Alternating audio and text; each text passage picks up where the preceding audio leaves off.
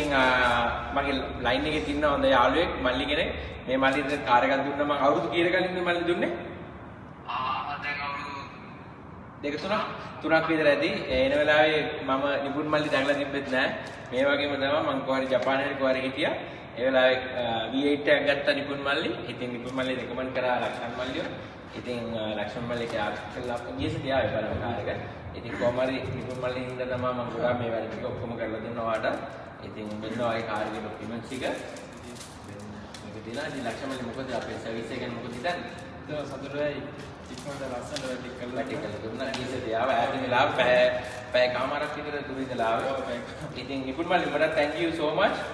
मैं ඉතින් මේම කාර් ගන්නවා. ඉතින් කාස් තියනවා මෙල්බන් වල පෙකිබන් මම ඉන්නවා. ඉතින් ඔයාලා කුඩලා කොහේ සර්විස් එක කරලා කුඩලා වැඩි කරගෙන යන්න. ඉතින් thank you very much.